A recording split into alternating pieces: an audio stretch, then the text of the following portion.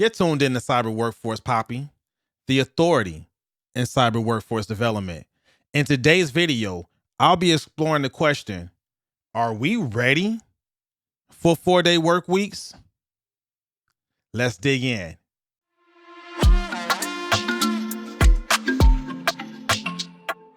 All right, so I have 3 concerns that I need answered before I feel like we are ready for a 4-day work week. And those 3 concerns are productivity.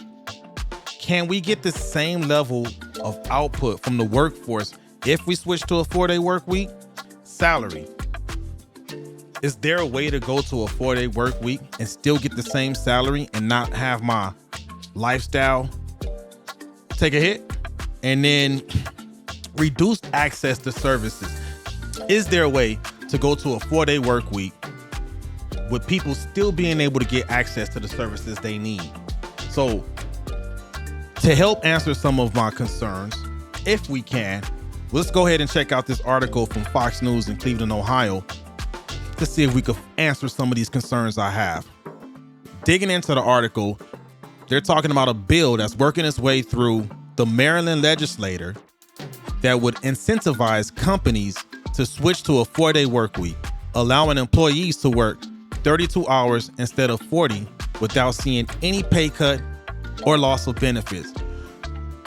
I mean, that sounds good, but I'm still kind of curious as to how the heck do you not take a cut in my salary, right?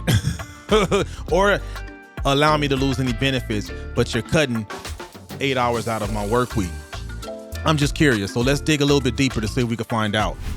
The bill would entice public and private employers to switch over to a 4-day work week by offering a state tax credit when they participate in the pilot program.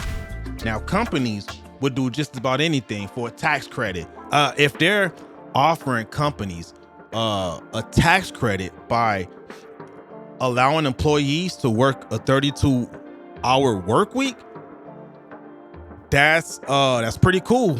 Now I'm seeing incentive for companies to buy into that 32-hour work week. But I still need to see if we can address my concerns with productivity. So let's dig deeper into the article. Right here it says, the proposed legislation comes after a recent study by nonprofit 4-Day Week Global and Boston College, which took 33 companies through a 6-month pilot program of a 4-day work week. The trial instructed employees to work 80% of their regularly scheduled hours in return for 100% of their pay and a pledge to deliver 100% of their standard output. Now that sounds cool, but the question is, can you really truly get 100% of the output by only working 80% of your hours? You know what? I think so.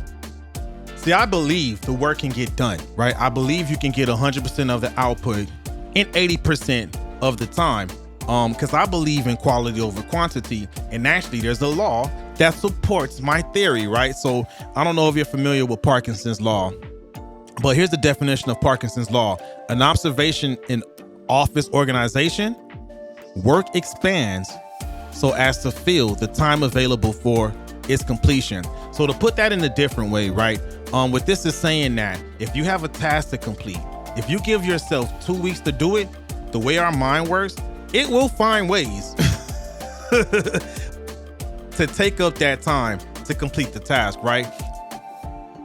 It's just how our body works, right? The mind will, hey man, go get you some more coffee, or hey, just watch one episode of your Yellowstone real quick, and then you could get back to it. Okay, one more episode, right? Your mind will do whatever it takes to stretch out the work to get that task done in 2 weeks, if you allow yourself 2 weeks to get that done, right? But if you only give yourself 1 week to get it done, you'll get that task done a lot quicker, and your brain will make you get it done quicker. It's crazy how that works, right? That's just how we're wired, man. Another way I think people can actually get 100% of the output in 80% of the time is by prioritization. If organizations and individuals get good at prioritizing their work, you can spend less time on low priority tasks and more time on high priority tasks. and get her done.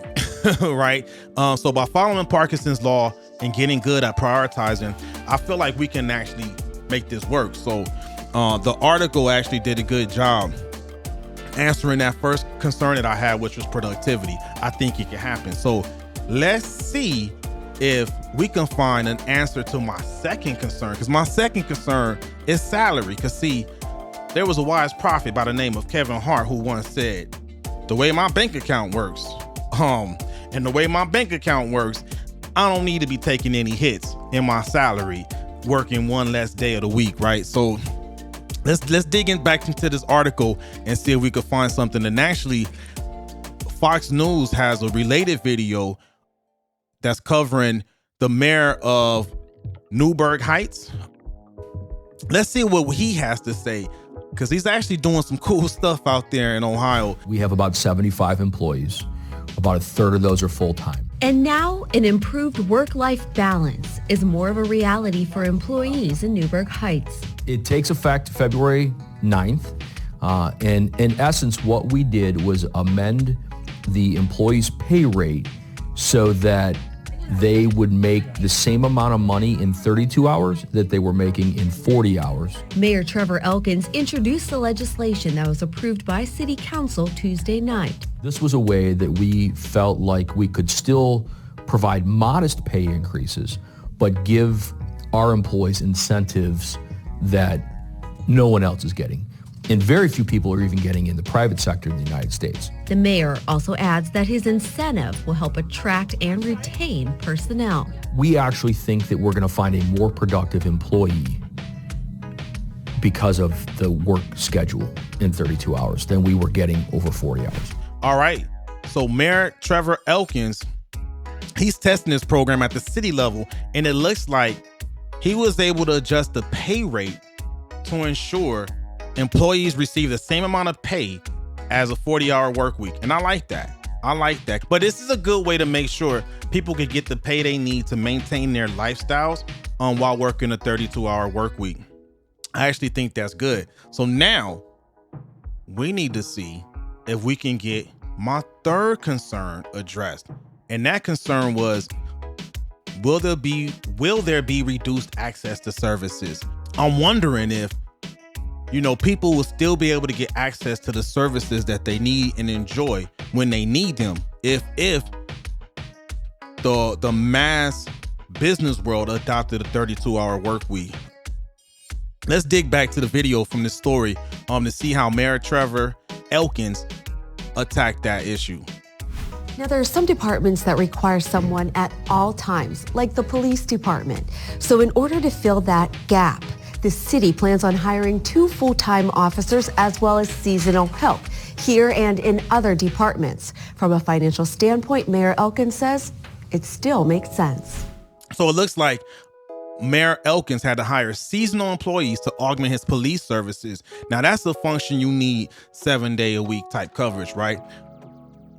And I think that works, in a government organization, but I'm not sure that will work for commercial companies that need to maximize their return on investment, right? Because companies exist to make money. Companies need to make profit, or else they will cease to grow and eventually cease to exist, right? If I adjust the pay rate for employees to make their same 40-hour salary in a 32-hour work week, and then I have to hire other people to backfill those hours, am I actually making the profit that I need to make for the company?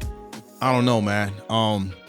I'm not getting the warm and fuzzy that working this type of solution is really gonna be healthy for a company's bottom line. So let's see, let's tally it up, right? What's the verdict? Are we ready for a 32-hour work week or a 4-day work week? I don't know. I mean, I know a shorter work week will give people access to better work-life balance, but I'm not convinced that we're ready to go all in, right? Because I do believe in the win-win paradigm, and I don't know if we want companies taking a hit on their bottom line to provide that work-life balance. So I feel like there still needs to be some more studying to figure this thing out. Good thing is, That study that I talked about earlier with 4-Day Week Global in Boston College, they're conducting those studies, right? So let's see if they'll be able to come to a solution that creates that win-win paradigm, because I do feel like the majority of the workforce would enjoy a 4-day work week, get more time with their families and stuff like that. But we definitely got to find that happy medium so the workforce can be happy, but so can those employers, right? Because we can't let those companies take a hit either. So let's see what they find out with their studies. I think we're getting closer. I don't think we're quite ready yet, but we're getting closer. We're getting closer, which is something, right? So again, my answer to that question is not yet. I don't think we're ready, but we're getting closer. But either way, thanks for checking in with me. If this information helped you in any kind of way, make sure to click that like button. Make sure to click that subscribe button, and cheers to your success.